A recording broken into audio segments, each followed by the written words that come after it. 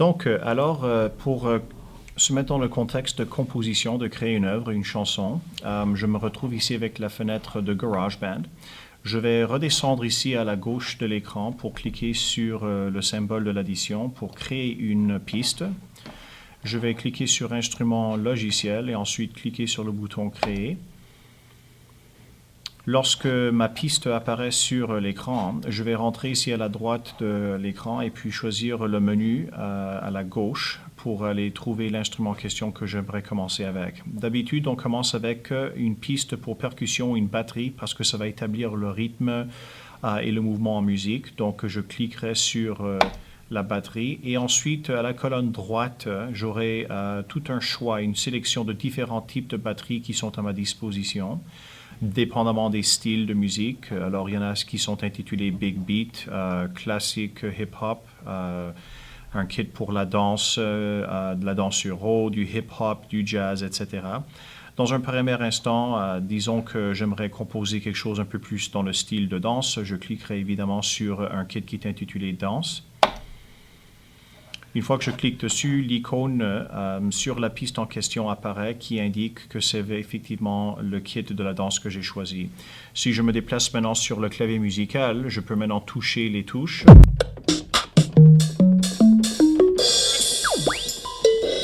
Et je vais bien voir effectivement que le clavier s'est transformé dans une batterie. Donc ensuite, je redescends ici dans le menu. Je clique encore une fois l'icône de l'addition, instrument logiciel créé, et je vais continuer à ajouter les instruments qui, selon moi, vont faire partie de ma composition musicale. Je vais choisir maintenant dans la section des synthétiseurs. Il y a plusieurs différentes textures qui sont à notre disposition pour explorer avec, pour ajouter aux textures et aux couleurs du son. Je vais cliquer sur un qui est appelé Imperial Pad. Et maintenant, le clavier va se transformer dans ce son de cette texture.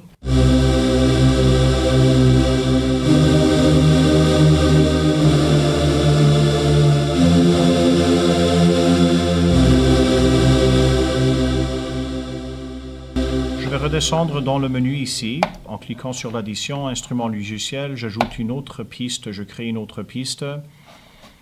Et disons que peut-être nous voulons ajouter des guitares, alors je vais rentrer dans le menu de la guitare ici comme choix. Et ensuite, je vais ajouter une guitare électrique qui est intitulée Big Electric Lead. Le clavier, encore une fois, se retransforme dans une guitare électrique maintenant.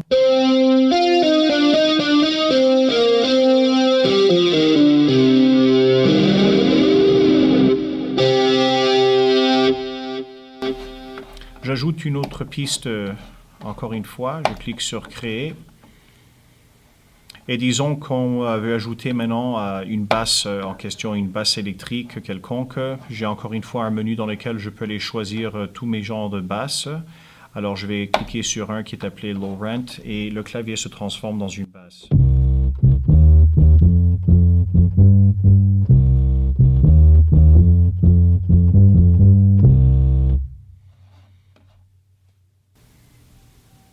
Pour ce qui est maintenant de commencer à créer, de composer avec, je vais m'assurer que la piste en question de laquelle je veux enregistrer est sélectionnée. Alors, je vais commencer avec ma première piste qui est la batterie du Dance Kit.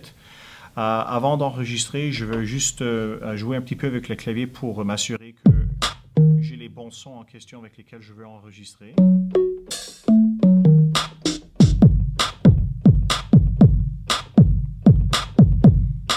Et ce que je vais essayer, c'est de déterminer un genre de rythme qui ferait l'affaire pour la création. Alors disons que je suis assez content avec ce que je viens juste de faire rythmiquement.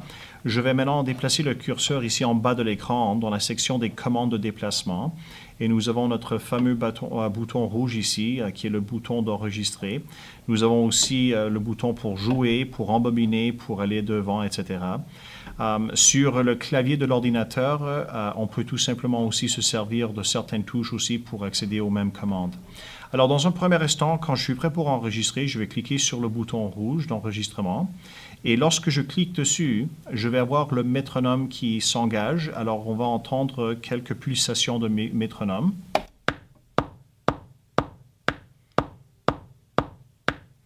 Et lorsque ceci se produit, on peut noter ici que le pointeur se déplace à travers la ligne du temps.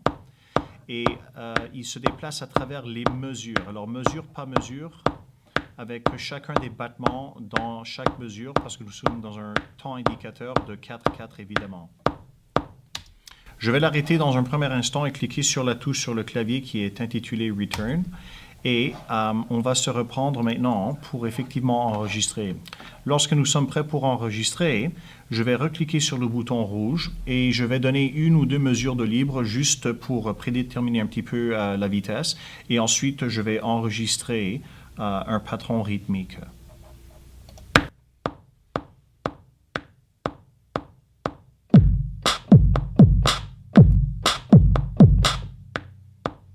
Ensuite, j'arrête ce que je viens juste d'enregistrer. Dans un premier instant, j'aurais pu continuer d'enregistrer ceci de façon live pour la durée de ma chanson, de ma composition, alors disons 2 ou 3 minutes. Mais comme on peut voir et observer, ça pourrait prendre pas mal assez de temps. Donc, une façon de le faire, c'est de faire un genre de copie-coller. Mais avant de faire ceci, il faudrait faire une petite parenthèse, dans le sens que si on réécoute notre extrait de la séquence, et je replace le pointeur en avant, et je clique sur « Jouer », on peut réécouter ce que je viens juste d'enregistrer.